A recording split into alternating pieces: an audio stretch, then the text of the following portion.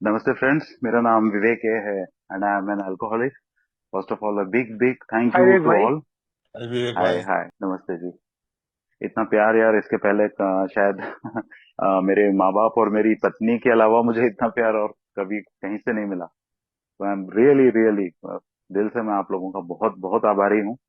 मेरी पत्नी का अनकंडीशनल सपोर्ट और जैसे जैसे आप लोगों को सुनता गया ना, मेरे जिद्दी सबकॉन्शियस माइंड में परत बार बार ये चढ़ती गई।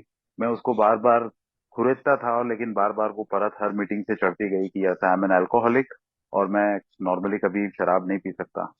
मैं ऐसा इसलिए कह रहा हूँ कि शुरुआत में मेरे दिमाग में ये था कि 1 साल या 1.5 साल बाद नॉर्मल तरीके से पीऊंगा।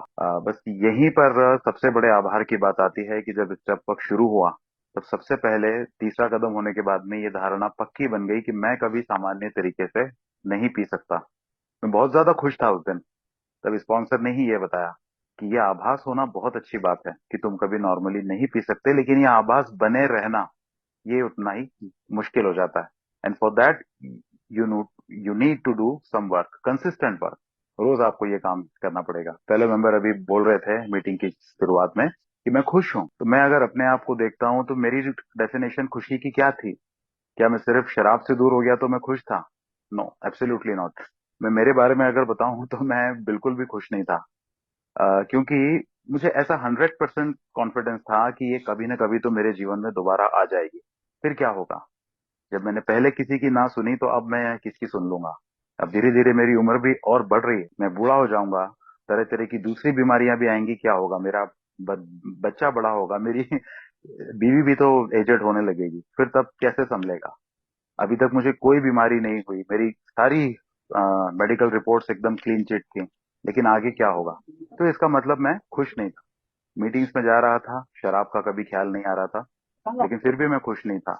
अकेलापन था, नीरसता थी, क्योंकि अल्कोहल ने ना एक बहुत बड़ा वैक्यूम क्रिएट कर दिया था लाइफ में, है ना। तो ये बात धीरे धीरे ही जाके समझ में आई कि यार मैं एक ऐसी बीमारी का शिकार हूँ जिसमें मुझे कहीं से कोई सिंपैथी नहीं मिलेगी यार। बाकी सब बीमारियों में मुझे सिंपैथी मिल सकती है। किसी ने अगर अपनी लाइफ में 15 साल की उम्र से 50 साल या 60 साल की उम्र तक तम्बाकू खाया हो या स्मोक किया हो और उसको कैंसर हो जाए, इवन देन उसको सिंपैथी मिल जाती है। जबकि लोगों को पता है कि उसके क्या करने से उसको कैंसर हुआ है, फिर भी उसको सिंपैथी मिल जाती है। लेकिन मुझे एक ऐसी बीमारी है जो जन्मजात है, जिसके लिए मैं पावरलेस था, लेकिन मुझे उसके लिए सिंपैथी नहीं मिलेगी। मुझे इस बात के लिए लोगों से शिकायत थी, क्योंकि मैं बीमारी को समझने लगा था। मेरा ये दावा था कि लोगों ने भी इसको समझना चाहिए कि इसमें मैं क्या कर सकता था। मीटिंग्स में कहा था ना मुझे आप लोगों ने कि you are not responsible for your disease. बस वो मुझे आधा याद रहता था। But you are responsible for your recovery.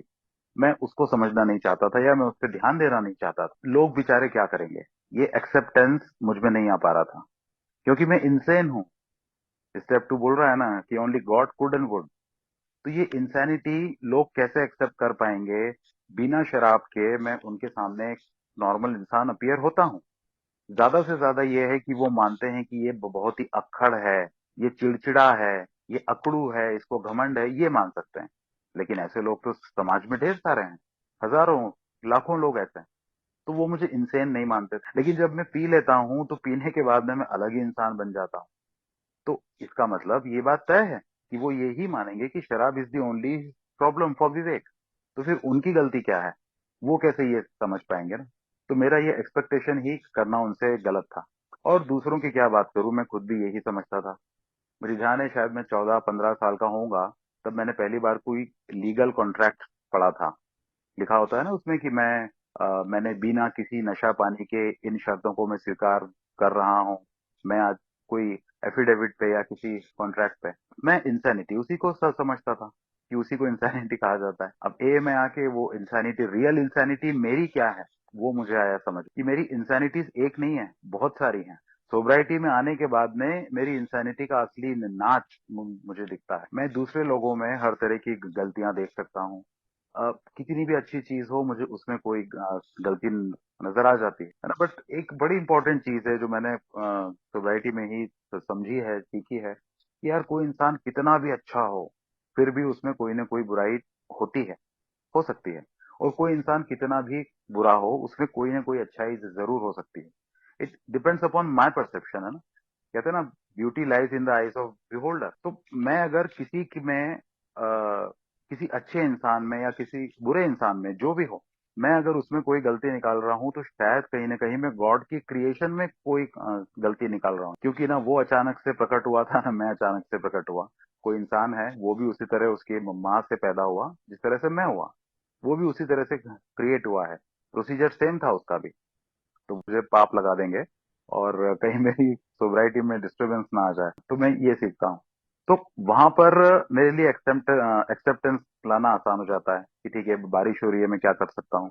लेकिन इंसानों के लिए मैं एक्सेप्टेंस नहीं ला पाता हूँ। मुझे मेरी वाइफ को, मेरी बेटी को, हम लोगों को ये एडवेंचर राइड्स करना बहुत पसंद है।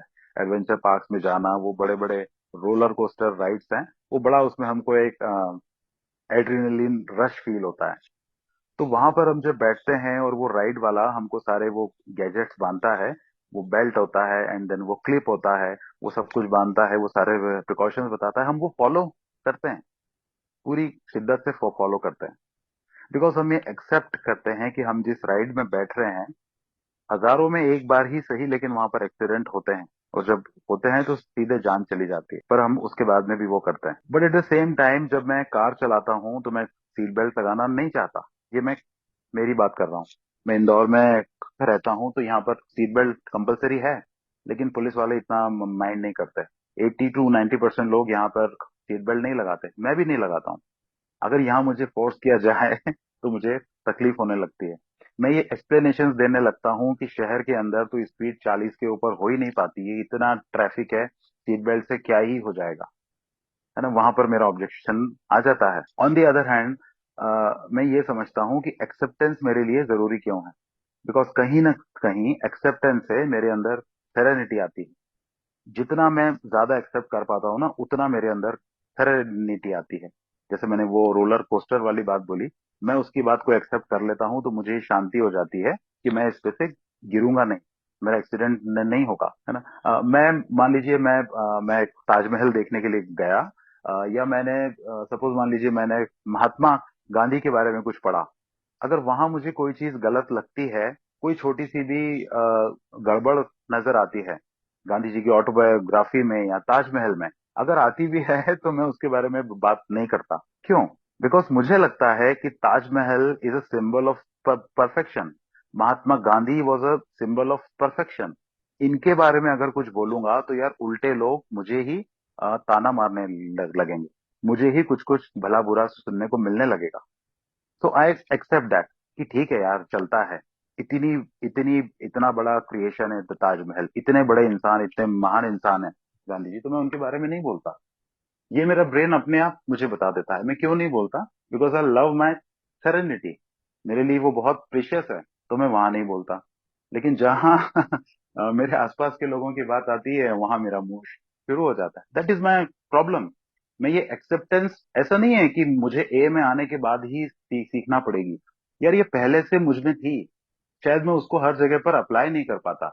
वो जहां जहां पर मैंने उसको अप्लाई किया है ना, वहां पर अप्लाई करने का भी शायद थोड़ा सा मुझे अफसोस है कि यार क्यों नहीं बोल सका मैं अगर और बहुत बड़ा आदमी होता तो शायद कई बड़े बड़े लोगों के बारे में भी बोल पाता, उनको क्रिटिसाइज कर पाता, रादर देन एक्सेप्टिंग देम। तो जब मैं अपने घर की बात करता हूँ कि जब मैं सोब्राइटी में आया, तो मुझे मेरी पत्नी की आंखों में ना हमेशा एक दया सी दिखती थी, मेरे प्रति एक बेचारगी सी दिखती थी, क्योंकि मैंने ये एक्सपेक्ट किया था रिहैब से लौटने के बाद कि भाई वो मुझे डांटेंगी, पुरानी बातें बताएंगी, लेकिन ऐसा कुछ नहीं हो रहा था। अब शायद से मैं क्लोज माइंडेड था, मैं प्रिजुडिस था कि ये चुप क्यों है, ये कुछ बोल क्यों नहीं रही है, बल्कि ऐसे बिहेव कर रही है कि सब कुछ अच्छा अच्छा है। वो शायद एक साल बाद कुछ ऐसा होगा कि अचानक से बॉम्ब फूटेगा, तो शायद ये जो है वो तूफान के पहले की शांति है, सन्नाटा है। तो ऐसा कभी ना कभी कुछ होगा, मैं इस चीज को समझ नहीं पा रहा था। तो मैं आज कई ए मेंबर्स के बारे में सुनता हूँ, वो शेयरिंग में बताते हैं कि भाई पत्नी जो है वो उनको ताना मार रही है, सोब्राइटी में आने के बाद पुरानी बातें निकाल रही हैं, उनसे ये एक्सपेक्ट कर रही हैं कि कब अच्छे से कमाओगे, तुमने कभी मुझे सुख नहीं दिया। तो मैं अपने बारे में सोचता हूँ कि यार मेरी पत्नी ऐसा कुछ भी नहीं कर रही थी मेरे साथ में, तो फिर तब भी मैं कहाँ शांत था, तब भी मैं उसका दूसरा कोई मीनिंग निकालना चाहता था। वो ताने नहीं मार रही थी, वो शांत थी, तो मुझे लगता था कि ये भी मान ले, अंदर से ये मान ले, ये मुझ पे दया की मुझे आवश्यकता नहीं है। ये अंदर से ये मान ले कि विवेक की को कोई गलती नहीं थी, दैट मीन्स कि I was not considerate enough. मैं अपनी पत्नी को एक्सेप्ट नहीं कर पा रहा था, उनके इस इतने अच्छे बिहेवियर को भी मैं एक्सेप्ट नहीं कर पा रहा था। That is my problem. तो जब मैं एक्सेप्टेंस की बात करता हूँ ना, तो फर्स्ट ऑफ ऑल यार मैं ये बात करूं कि yes I am an alcoholic. अब कब तक मैं उस बात पे रोऊंगा, कब तक इस बात के लिए किस्मत को कोसूंगा। चलिए मैं ए में आ गया और मैंने समझ लिया कि हाँ वो किसी ने मुझे पकड़ के पिला दी, या फादर जल्दी ऑफ हो गए थे उस कारण से पी ली, या फिर धंधा खराब हो गया था उस कारण से पी ली। ये सब नहीं है यार। आप लोगों ने बताया कि नहीं भाई आप तो बॉर्न अल्कोहलिक हो, जेनेटिकली भी आई हो सकती है, हो सकता है कि ये ऐसे आ गई हो। पर देन फिर मैं कोसना स्टार्ट करता हूँ अपने आप को कि मेरे ही साथ क्यों। वेर एज जब मैंने इस बीमारी को एक्सेप्ट किया ना, तो इसका बिल्कुल उल्टा हुआ। मेरे दिमाग में ही आने लगा कि यार I should be grateful to God कि मुझे कोई ऐसी बीमारी है कि जिसका इलाज है, और एब्सोल्युटली मुफ्त में है। ना कोई प्रिस्क्रिप्शन चाहिए, ना कोई मेडिकल टेस्ट चाहिए, ना कोई दवाई चाहिए। सिर्फ चाहिए तो वो चाहिए मुझे मेरे अंदर एक ऑनेस्टी चाहिए, मेरा एक खुला दिमाग चाहिए, और उसके पहले मुझे विलिंगनेस चाहिए। जब मेरी तबीयत खराब होती है तो मैं ऑब्वियसली डॉक्टर के पास जाता हूँ, क्योंकि मैं ठीक होना चाहता हूँ, दैट इज विलिंगनेस। तो यहाँ पर आके भी मुझे वो ही विलिंगनेस चाहिए। पर मैं उस चीज को इस तरह से नहीं एक्सेप्ट कर पाता कि यस मुझे बीमारी है। एंड देन सेकंड स्टेप में आता हूं तो हाँ मैं एक इंसेन पर्सन हूँ। मुझसे यहाँ पे कहा गया कि भाई resentment is number one offender, है ना। और आप इसके लिए उस आदमी को माफ करो, उसने आपके साथ में जो जो भी गलत गलत किया है माफ करो। रिसेंटमेंट मुझे आता क्यों? That the reason which I have understood that lack of acceptance. मैं स्वीकार नहीं कर पाता कि मेरे साथ ऐसा हुआ। अगर उसी इंसान ने किसी और के साथ मुझसे पहले ऐसा किया था तो उससे मुझे फर्क नहीं पड़ता, लेकिन एक बार जब उसने मेरे साथ ऐसा किया, उसके बाद में भले वो बात कितनी भी पुरानी हो गई हो, उसके बाद में अगर उसने किसी के भी साथ किया, हर बार के एपिसोड को सुन के मुझे मेरे साथ वाला एपिसोड ताजा हो जाता है मेमोरी में। मतलब मैं उस इंसान को माफ नहीं कर पा रहा हूँ। कहीं ना कहीं मैंने अपनी सेरेनिटी के ऊपर उस चीज को रख दिया है। That is called S insanity मेरी नजर में। पर ये मुझे समझ में तब आएगा ना जब मैं आगे के स्टेप्स करूंगा। वो सिर्फ शराब से दूर होने से मेरा काम नहीं चलेगा, है ना। तो मैं इसी बात पे थोड़ा जोर डालना चाहता हूँ कि रियल खुशी मेरे लिए क्या है। तो मैं अगर रियली खुश होना चाहता हूँ तो मुझे आगे के स्टेप्स करने पड़ेंगे। अदरवाइज यार सिर्फ शराब से दूर होके मैंने शुरू के 4 महीने कैसे निकाले थे दैट आई नो। मीटिंग्स में जा रहा था इसलिए शराब का ख्याल नहीं आ रहा था, वो किसी चमत्कार से कम नहीं था मेरे लिए। बट मुझे लिटरली ये लगने लगा था कि यार कहीं किसी दिन ऐसा ना हो जाए कि मैं एकदम नर्वस ब्रेकडाउन में चला जाऊं, एक्यूट मेंटल डिप्रेशन में चला जाऊं, और मुझे कहीं सुसाइडल थॉट्स ना आ जाएं। ऐसा हो रहा था। और अगर फिर ऐसा सब हो जाएगा तो फिर शराब मेरे हाथ में आ सकती, लेकिन क्या करूं ए पर मुझे विश्वास ही नहीं हो रहा था। और जब वो स्टेप पर शुरू हुआ ना, तब से ही ये प्रॉब्लम सॉल्व होना शुरू हुई। इसलिए आज मैं इस चीज को जोर देके बोल सकता हूँ कि एक्सेप्टेंस। जब शराब के लिए मैं एक्सेप्टेंस ले आया कि yes I am an alcoholic, तो फिर मैं इस चीज के लिए एक्सेप्टेंस क्यों नहीं ला पा रहा था कि शराब के अलावा इतनी सारी प्रॉब्लम्स और हैं। और उसकी शुरुआत ना आज मुझे, आज अगर कोई नए मेंबर हो तो जस्ट एक मैं सजेशन दे सकता हूँ यार, कि बहुत सही कहा गया है कि recovery starts from your family. तो मैं सबसे पहले मेरी पत्नी को तो एक्सेप्ट करूं कि हाँ उनको जो प्रॉब्लम्स हैं, वो अगर मुझसे ठीक से बात कर रही हैं या ठीक से बात नहीं कर रही हैं, वो अगर गुमसुम सी रहती हैं या वो अच्छे से बोलती हैं। क्योंकि यार मैं तो इस तरह का अल्कोहलिक हूँ, अगर पत्नी अच्छे से बोल रही है ना, मुझे वहां भी प्रॉब्लम हो जाती है। अरे मैं तो इतना परेशान हूँ, ये तो बिल्कुल खुश खुश दिखती है, लगता है इसको मुझसे कोई प्यार ही नहीं इसको तो कोई फर्क ही नहीं पड़ा। That is how my brain work. ये मुझे लाना पड़ेगा कि यार समय मुझे उसको भी देना पड़ेगा। We all know to vice chapter में और फैमिली आफ्टरवर्ड में बड़ा क्लियर कट लिखा है कि शराबी के साथ में रहते रहते the family also becomes neurotic. क्या न्यूरोटिक वर्ड का मानसिक रूप से अस्वस्थ, क्या इसका मतलब मैं समझ पाया हूँ? डेफिनेटली मैं इसका मतलब बहुत अच्छे से समझता हूँ यार। बच्चा नहीं, बट मैं उसको एक्सेप्ट करने को नहीं तैयार। जब मेरे साथ ऐसा होता है तो मैं लोगों से ये उम्मीद रखता हूँ कि हाँ वो इस चीज को एक्सेप्ट करें, लेकिन मैं किसी और को ऐसा एक्सेप्ट नहीं कर पाता हूँ, क्योंकि एक फीलिंग ऑफ बेचारगी मेरे अंदर है। मैं सेल्फ पिटी में हूँ कि मेरे साथ ऑलरेडी इतना हुआ, तो अब तो आप लोगों को ही मुझे कंसिडर करना चाहिए। When I put my feet in others shoe, दूसरे के जूते में मैं वो पैर रखता हूँ ना, तब वो मुझे समझ में आता है। तो मेरे एक्सपेक्टेशंस है ना इतने हायर चले जाते हैं कि at some point of time मैं फील करने लगता हूँ कि ये मेरा अधिकार है, पत्नी का मेरी तरफ ऐसे ऐसे बिहेव करना, मुझसे वो अच्छे से बिहेव करे, मेरी हर बात को एंटरटेन करे, बिल्कुल ऐसे बिहेव करे जैसे पहले कुछ नहीं हुआ। और ये उसके अंदर से निकलना चाहिए, हाँ, मुझे उसकी आंखों में दिखना चाहिए कि वो वास्तव में सब भूल चुकी है, ये मेरा अधिकार है, ऐसा मुझे लगने लगता है। बड़ा एक शायद मैंने कुछ दिन पहले कहीं पे पढ़ा था कि expectations and serenity are inversely proportion, बड़ा वो मुझे मजेदार लगा। अब व्हाट डज दैट मीन कि क्या मुझे कोई एक्सपेक्टेशन ही नहीं रखनी चाहिए? नहीं, मैं होप्स रख सकता हूँ। इनफैक्ट अगर मैं होप्स नहीं नहीं रखूंगा तो लाइफ ही मेरी आगे नहीं। मैं रोज सुबह जिंदा उठता हूँ, अच्छा चलता फिरता हूँ, खुश रहता हूँ, because yesterday night there was a hope कि हाँ मैं कल सुबह उठूंगा। जिस तरह से मैंने कल दिन भर शराब नहीं पी थी, मैं आज भी दिन भर शराब नहीं पीऊंगा। That's a hope. बट वो होप के साथ में मेरे को एक्सेप्टेंस बहुत जरूरी है, because I personally believe a single and profound funda and a tip and a rule, है ना, कि अगर मैं खुश हूं तो मैं सोबर हूँ, खुश नहीं रहूंगा तो फिर मतलब शराब आज नहीं तो कल मेरे पास आनी है। तो जितना मेरा एक्सेप्टेंस है उतना मैं खुश रहूंगा। मुझे ना ये एक समझने की आवश्यकता है। अभी जैसे फेलो मेंबर पेज 417 की बात कर रहे थे कि acceptance was the answer to all his problems. Doctor Paul हैं, वो उनकी स्टोरी है कि उसमें बड़ी एक अच्छी बात लिखी है कि acceptance is the answer to all my problems, nothing absolutely nothing happens in God's world by mistake. ये वही बात आ गई ना कि अभी जो मैं स्टार्टिंग में बोल रहा था कि भाई मुझे किसी में अगर कोई बुराई नजर आती है वो किसी गलती के कारण से नहीं है। शायद ये मेरे लिए एक प्रैक्टिस है कि मैं ये इस काबिल बनूं कि हाँ लोग इस तरह के हो सकते हैं। और ये भी मेरे एक ब्रेन का प्रोसीजर ही है। जितना मैं एक्सेप्ट करने लग जाता हूँ तो शुरुआत में मुझे जितनी तकलीफ आ रही थी ना, बाद में वो उतनी तकलीफ आनी बंद हो जाती। मैं यार आज ये देख पाता हूँ कि मेरे और मेरी वाइफ के बीच में जिन बातों को लेके, छोटी छोटी बातों को लेके झगड़े या मनमुटाव होते थे, ये मैं उस समय की बात कर रहा हूँ जब अल्कोहल पर डिपेंडेंस नहीं था मेरा। 2016 के पहले की बात है। शादी हमारी 2005 में हुई थी। तो उन 10-11 सालों में भी कई ऐसी बातों पर झगड़े होते थे। The major reason was expectation. मुझे लगता था मैं ठीक हूँ, उनको लगता था वो ठीक है। और अगर मैं मेरी बात करूं तो मैं अपने आप को कई जगहों पे सेल्फ पिटी में लेकर सोचता था कि जब मैंने इतना इतना किया है तो फिर इनका बिहेवियर ऐसा क्यों है। मैं सही हूँ इस बात को माना जा, पर देन वो फिर वो प्रॉब्लम है ना, आई एम ऑलवेज राइट। जब मैं सोब्राइटी में आ गया तब मैं इस बात का एक्सक्यूज लेना चाहता हूँ कि I was not responsible for my disease.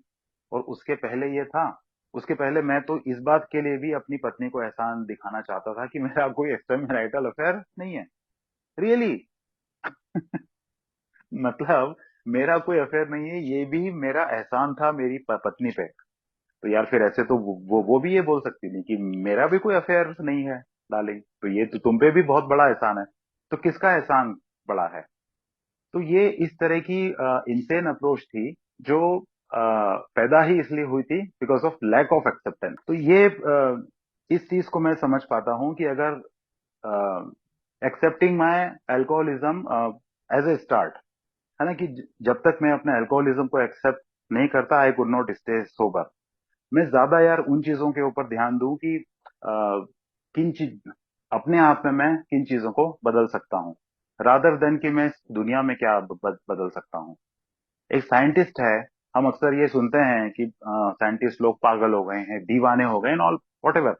Passion अलग है और ऑब्सेशन अलग है। मैं अगर बार बार कोई एग्जाम दे रहा हूँ या बार बार मैं किसी चीज के लिए कोशिश कर रहा हूँ और मैं उसमें फेल हो रहा हूँ, तो ऐसा नहीं है कि मुझे ये एक्सेप्ट कर लेना चाहिए कि नहीं मैं इस काम के लायक नहीं हूँ। नहीं यार, अगर ऐसा होगा तो शायद मेरी ग्रोथ ही रुक जाएगी।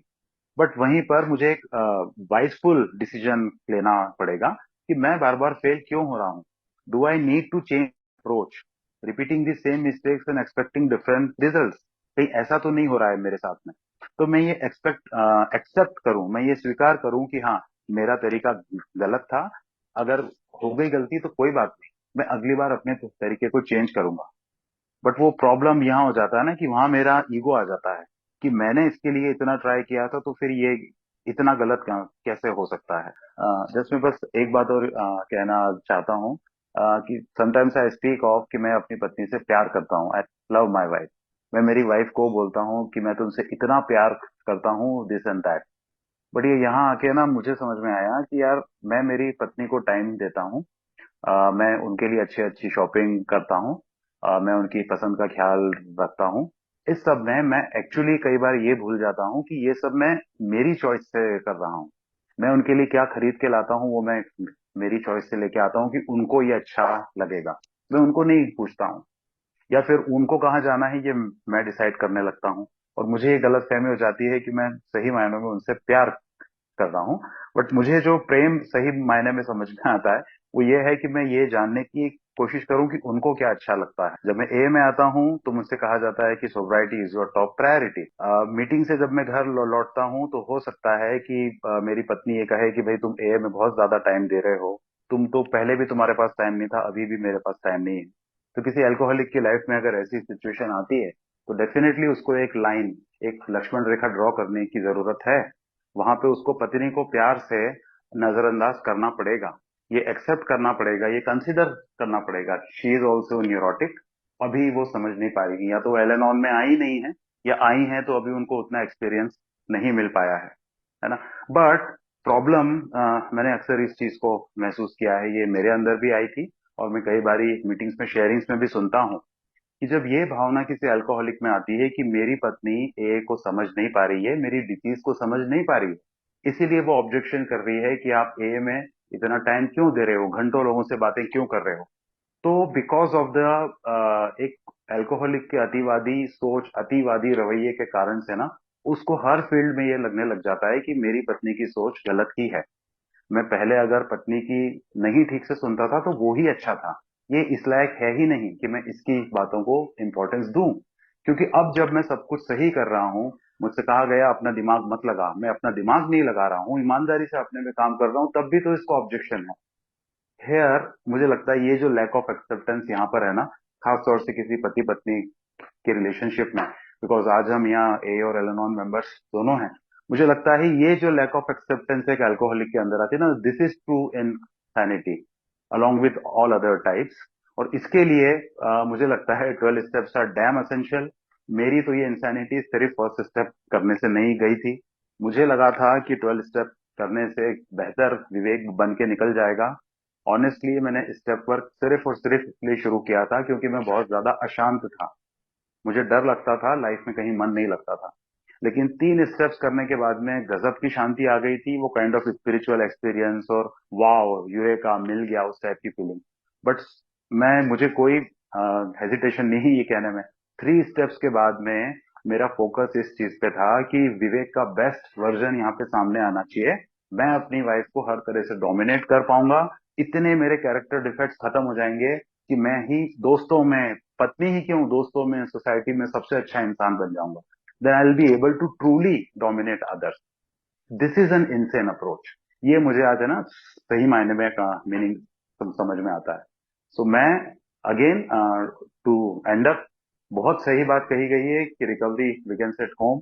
अगर मुझे सही मायना समझना है ना, तो मैं अगर मेरी वाइफ को समझ पा रहा हूँ ना, तो ही मतलब यह है, मैं ये मान सकता हूँ कि यस, इफ मुझे उनका नेचर, उनका बिहेवियर, उनका करंट माइंडसेट अगर मैं इसको एक्सेप्ट कर पाता हूँ, अगर मैं उसके लिए कंसिडरेट हूँ, तो ही मैं मान सकता हूँ कि yes I am a Sen Sen person now. तो थैंक यू, बहुत बहुत आप लोगों का आभार। Thank you all, thanks a lot.